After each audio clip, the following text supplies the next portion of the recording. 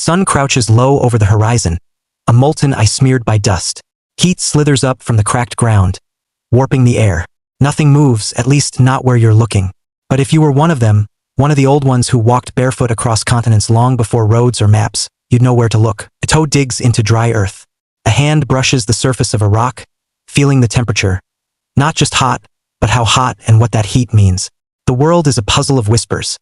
The way shadows stretch, the color of soil, the shimmer of insects. Somewhere out here there's water, and they will find it. So before you enjoy the story, take a moment to like the video and subscribe to the channel, but only if you really like what I'm doing here. Now let's step into the dry world of ancient thirst. The child stares at the old woman crouched beside the fire. Not much of a fire. It smolders more than it blazes, reluctant, like everything else in this shriveled land. The woman doesn't speak. She's watching a stone. It's not just any stone.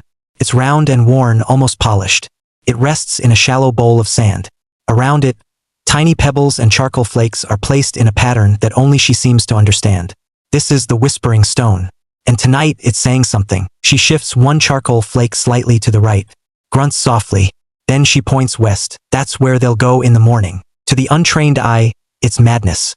Following invisible signs, trusting a few lines in the dust. But to the prehistoric mind, trained over generations of life or death choices, it's a language. The desert speaks, and if you don't listen, you die. They look for the baked-over shell of a termite mound. If termites thrived there once, water was close. Or a trail of ants. Some species make long lines toward distant moisture. A lizard darting under a cool rock might give away the presence of a seep. A bird circling silently high above might be vulture or hawk. But why circle? Dead things? Dead things often die near water. Even the shape of the land hints. Convex hills, concave dips.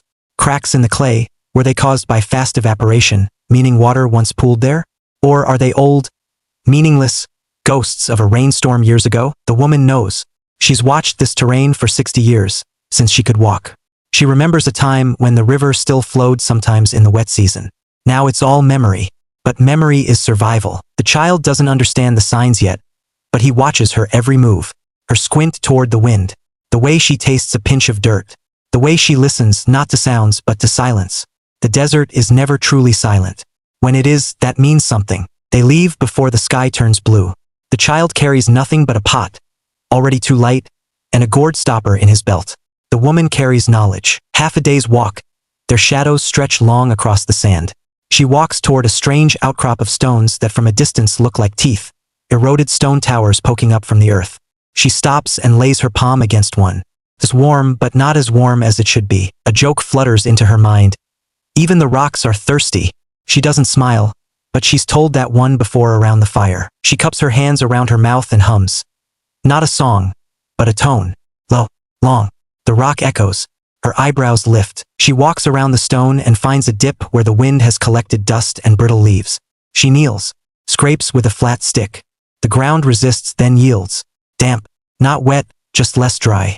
She looks at the child and gestures. They dig. Takes an hour, maybe more, before the hole is deep enough. Still no water, just moist clay. The boy's shoulders sag. But she isn't done. She pulls a handful of leaves from her pouch, broad, waxy, collected from far away. She lays them in a cone at the bottom of the hole, places a small stone in the center, and stretches a piece of cured animal gut across the top, tied down with twine. The old solar still trick. They wait. As the sun continues to beat down, moisture evaporates from the hole, condenses on the cool underside of the gut covering, and drips into the leaf funnel. It's slow, but it's water, not magic, she tells the boy, breaking her silence. Just old tricks. The boy nods solemnly. Later, he'll repeat her words to others. Knowledge doesn't just pass through hands and tools, it passes through stories. Far away, another group scans for water using different signs. A man in a rocky upland stares at a clump of reeds, inexplicably green in a sea of brown. He jabs a digging stick into the soil, then again. Mud. He grins. But he does not drink. He waits. Watches. Because water doesn't just attract humans. Hyenas, lions, snakes. Sometimes worse, other humans. He leaves a symbol nearby, 3 stones stacked neatly. A warning and a message. This place is known. You are not alone. Back in the stone-ringed camp, the woman holds the first few drops of water in her palm. Not much. Enough to wet her lips. She lets the boy drink. He flinches at the taste. Slightly bitter, sun-cooked. But he drinks anyway. They will sleep here tonight and harvest again tomorrow. Then move on. This place can't sustain them long. But for now they have enough. High above, the sky darkens. A bird cries out, circling. The boy watches it. You see how it flies? The woman says. It's seen something. What? Maybe a pool. Maybe a story. You'll find out tomorrow. She smiles, finally. The fire crackles. The stone cools in its sand bowl. Somewhere, water trickles unseen beneath the ground, biding its time. The bones told their own kind of story, bleached white and scattered beneath the wan shade of a spindly acacia. The ribcage of what once was a gazelle curved like the broken fingers of a forgotten god. But to the three hunters crouched nearby, it wasn't just a carcass. It was a map. The oldest among them, a lean man with skin like leather and eyes like coals, touched the sun-whitened vertebrae. Not dry enough, he muttered. The kill was recent. 2 nights ago, maybe 3. By what? Asked the youngest, his voice half curious, half anxious. The old man didn't answer with words. He pointed instead to the teeth marks, wide, spaced just so. Crocodile. Then to the deep drag in the dust behind the remains, leading downhill toward a gully. The boy squinted. There's no water there, he said. Yet, the man replied. In this region, where the terrain rippled in long, dry waves of dust and rock, water never stayed still for long. Rivers had once flowed through these valleys centuries ago, maybe millennia. Their presence could still be felt in the winding grooves etched into the land and the way plant life grew in improbable little tufts along old beds. But more than anything, water lived in the memories of beasts. Elephants, for example, rarely forgot. Not just a poetic truth, a literal, survival-honed instinct passed down through generations. Their matriarchs carried knowledge of forgotten pools, hidden springs, paths too ancient for even human maps. Prehistoric people knew this. They followed elephants. Tracking them wasn't easy. You needed eyes sharp enough to spot their wide footprints in crumbling soil and patience to understand their meandering paths. Elephants didn't always take the most direct route, but they took the surest one. One such trail was visible now, just faintly, as the group of 5 nomads moved across a sunburnt basin. It wasn't just the footprint itself. They were too old for that, but the smashed bushes, the peculiar cracked earth, and the odd way some trees had grown bent, where elephants had rubbed their hides decades ago. It was like following ghosts with massive feet. In another part of the region, a woman kneeled beside a line of ant trails. To a casual observer, ants would seem more nuisance than guide. But these ants weren't random. They were harvester ants, and they moved with purpose. She didn't follow the ants themselves. She watched what they were carrying, tiny flakes of lichen, damp moss, and fragments of something soft and green. All clues that moisture existed somewhere nearby. Maybe not a stream, but at least a seep. Possibly a plant-rich depression where dew collected under certain stones. She clicked her tongue, a soft rhythm, and her son looked up. She pointed at the ants, then to the hill where rocky shadows pooled. There, she said. The rocks breathe at night. They hold secrets. Her son nodded and picked up the digging stick. Sometimes the clues were weirder than you'd expect. In a crumbling gorge riddled with animal bones and the skeletal remains of ancient camps, the scent of decaying beetles led one group to a moist cave. Carrion beetles, gross little things, were drawn not just to dead flesh but to damp environments. Their sudden abundance often signaled water nearby. One hunter, chewing on a dried fig and trying not to gag on the beetle's stink, whispered, "If I die looking for water because of bug smell, tell my mother it was heroic." His sister, crouched beside him, snorted. "Heroic? You die stinking of beetles and bad figs. Still counts." And then the dog barked, just once, but sharply. It had wandered off earlier, nose to the wind. Now it was back, mud on its paws. They followed, down through a shale crack barely wide enough to slide through, scraping knees and elbows. At the bottom, moss, damp rock, and then, blessedly, the slow drip-drip-drip of a limestone ceiling. Cold water pooled in the hollow of a stone, waiting. They drank, slowly, reverently. The boy didn't even complain when the beetle stink followed them down the passage. Elsewhere, an older hunter leaned on his spear, watching the sky. The birds had been quiet, too quiet. That usually meant the big cats were around, and where predators stalk, prey gathers. And prey, particularly zebra, often moved along dependable routes to water. Zebras had a peculiar pattern of migration, often hugging the edges of dry lakebeds. Prehistoric people knew this. They used it. "Do you hear it?" The hunter whispered to the boy next to him. The boy cocked his head. "Nothing." "Exactly. That's not normal." The boy's face screwed up.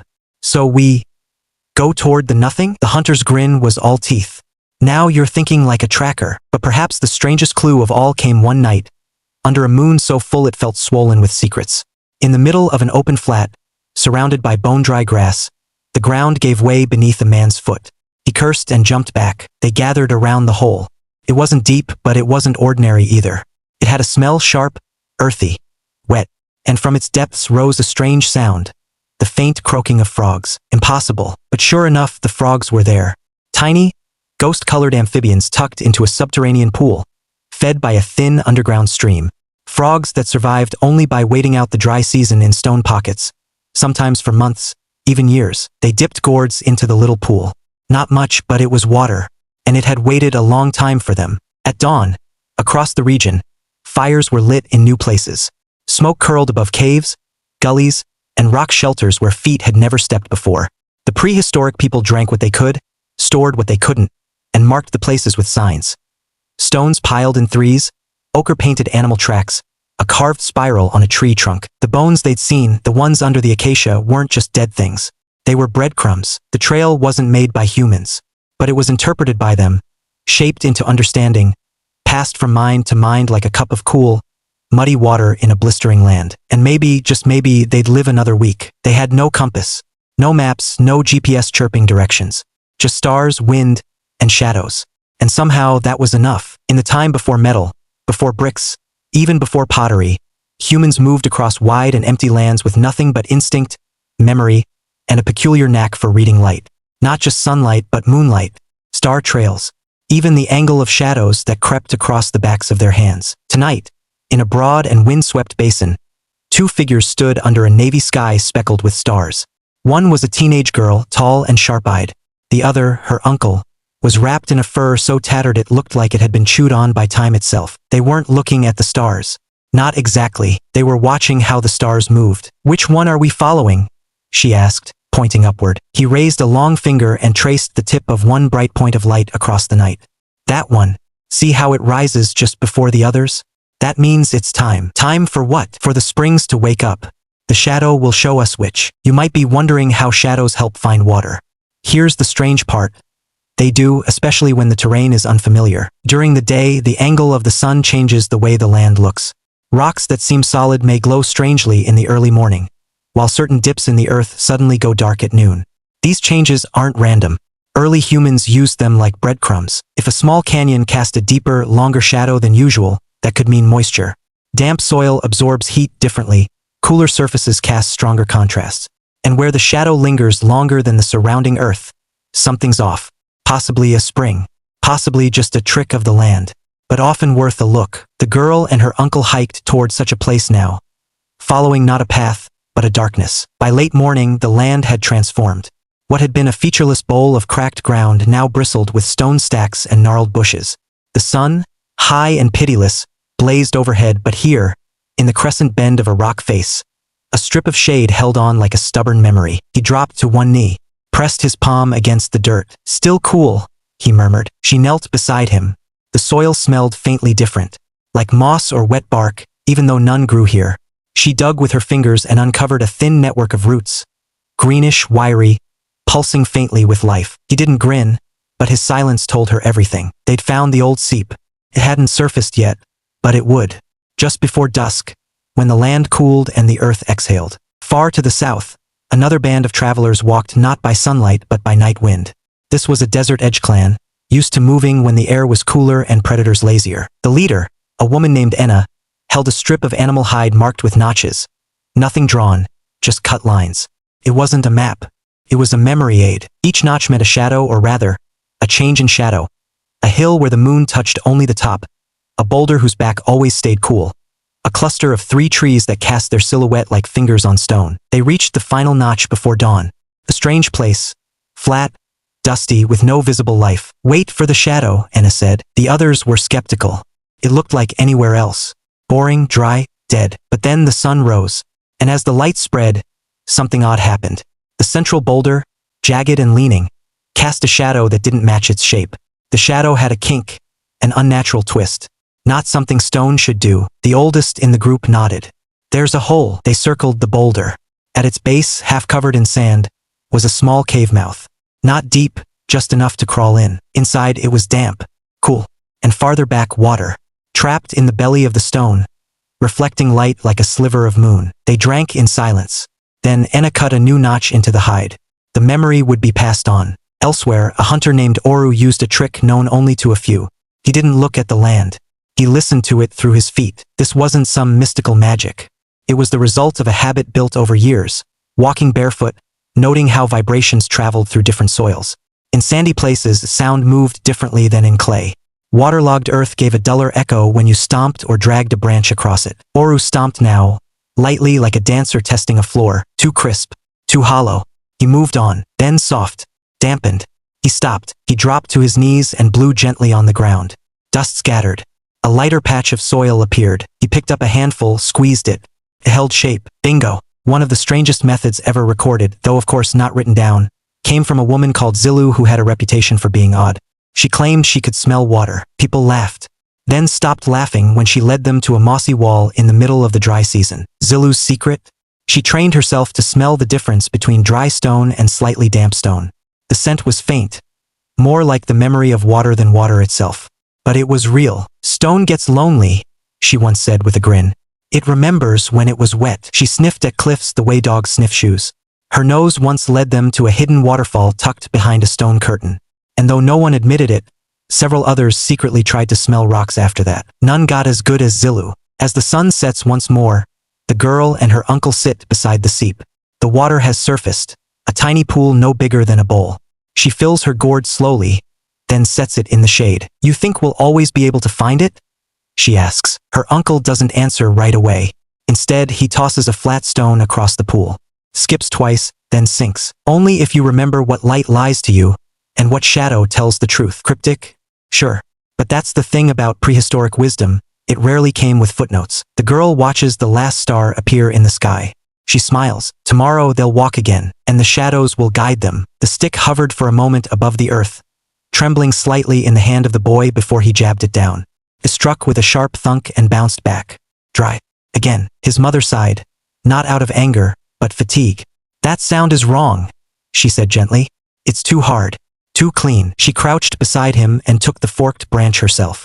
Not just any stick. This was her divining rod, cut from a tree known to grow near seasonal springs. She held it loosely, arms extended, and walked a slow circle. The boy followed, watching her movements like a dancer following a partner. And then the rod dipped, just a little. Her lips parted. Here, most people today think of divining rods as superstition, like ancient magic. But prehistoric people didn't have the luxury of dismissing what worked. And while no one knew exactly why it worked, subtle vibrations, water-charged minerals, some people had the knack. But that wasn't the only way they listened to the underground. Sound played a vital role.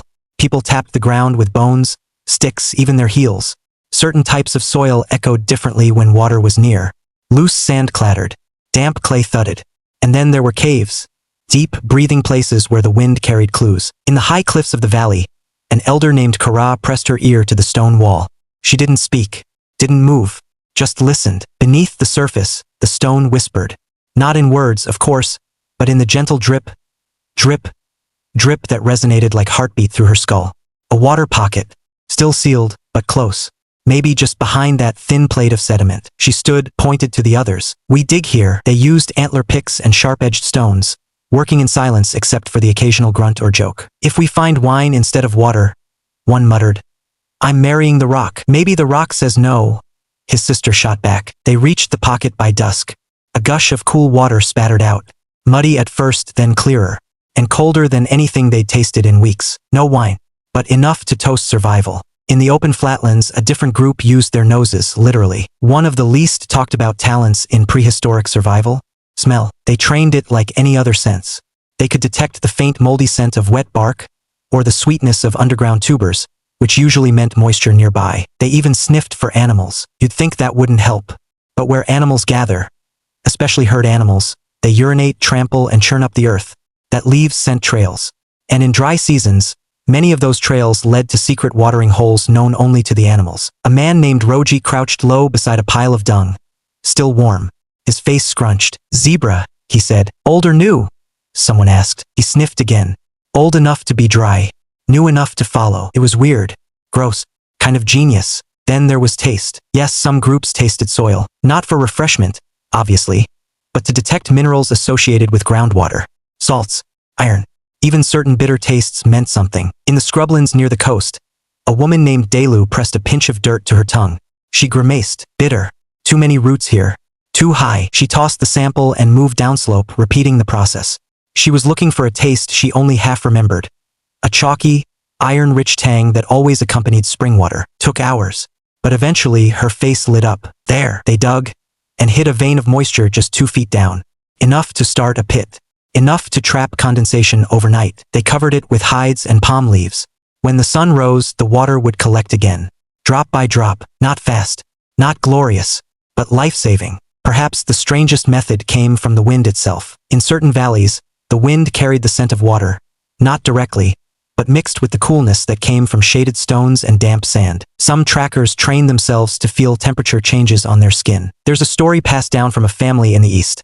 A man named Tano who could walk through the dunes at high noon, stop, and declare, "Water, 500 paces west." People called him half-spirit, but he claimed it was simple. "The wind breathes different when it brushes wet stone," he said. "The air tastes softer." Of course, no one else could prove it. Still, every time he picked a spot, they found water within a day's dig. Coincidence? Maybe. But they followed him anyway. One child, barely 10 winters old, found water in the most unexpected way. Mud tracing. She'd been walking behind the group, dragging her feet lazily in the dust, when her toe caught on something slick. She slipped, fell, and landed with a squish. The others ran to help her, only to realize her leg was covered in mud. In the middle of the dry plain, they dug furiously, clearing off cracked earth and dead roots. Just beneath the crust, a seep, slow, rich, and stinking of life. The girl, muddy and beaming, declared herself a water finder. No one argued. That night, they painted her story on the cave wall. Small feet, trailing lines, and a gushing spring. The first record of water found by accident, or perhaps not by accident at all. When night fell, the stars blinked overhead, but no one looked up. Instead, they huddled around their new water pit, drinking slowly, rinsing faces, murmuring quiet songs. One boy dipped a bone flute into the water, then raised it to his lips. The note that came out was different, richer, fuller. "Water song," he whispered. Somewhere in the dark, a jackal howled, and somewhere deep below them, the earth held more secrets, more water, waiting patiently to be found by those with ears to hear, tongues to taste, and sticks to listen. The water here never dries. It trickles from a cleft in the rocks like a secret that forgot it was being told. Cold, clear, and endless, at least that's what it feels like to the small clan standing silently around it. No one speaks yet.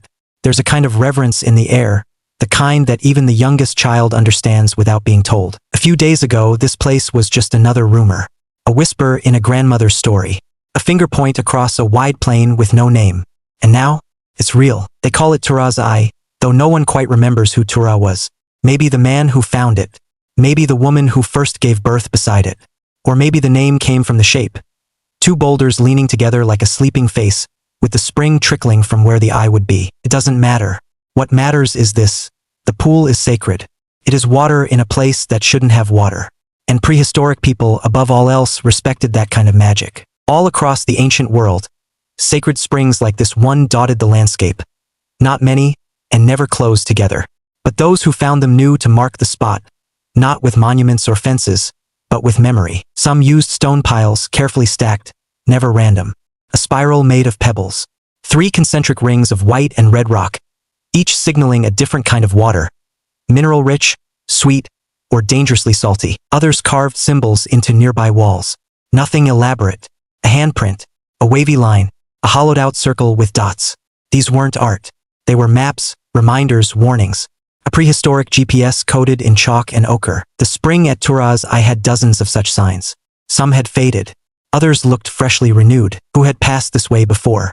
Had they come for water, or had they left something behind? The clan's elder, Old Nemu, reached into the folds of her fur pouch and pulled out a strange item. A bone figurine no longer than her finger, smoothed by years of handling. It had a faint red stain on its carved head. Some said it was a god. Others said it was just a symbol of thanks. She placed it at the edge of the spring, where the first droplets touched stone. It was an offering. This was something many clans did. Leave behind a token, a flake of obsidian, a carving, even a tooth.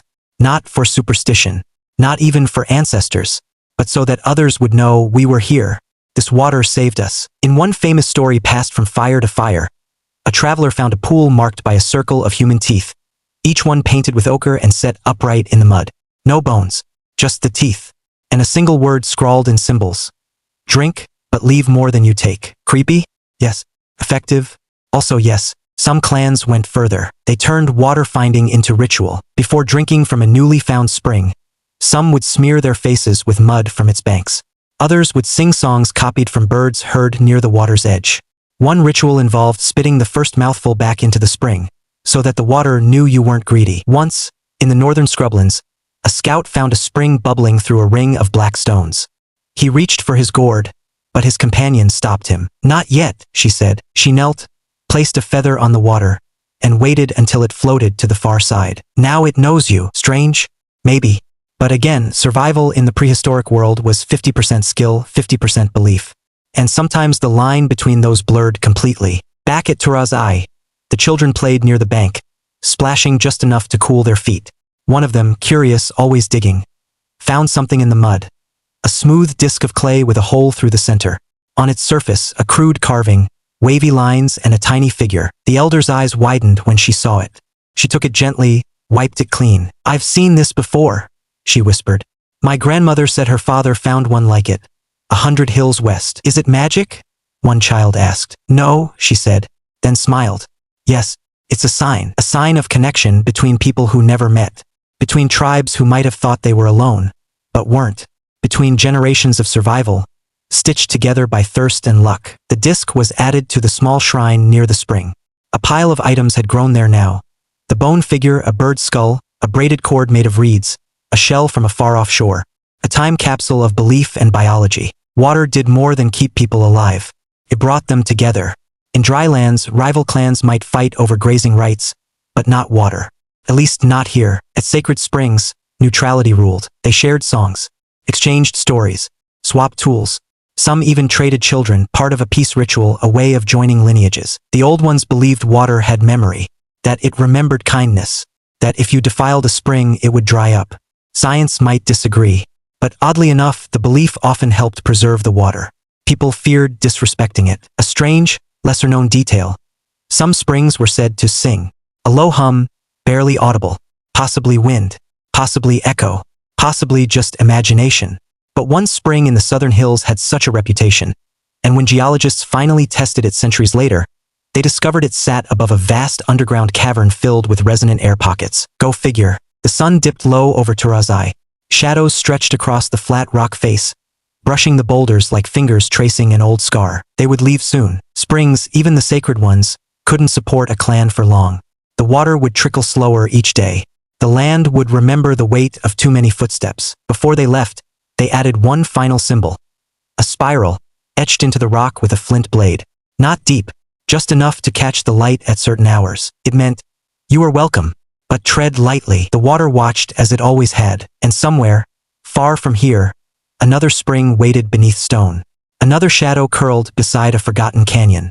Another trail of ants led to life. The prehistoric people would find it, because they had to, because they listened, because in a world without maps, water always left a trail, and someone always learned to follow.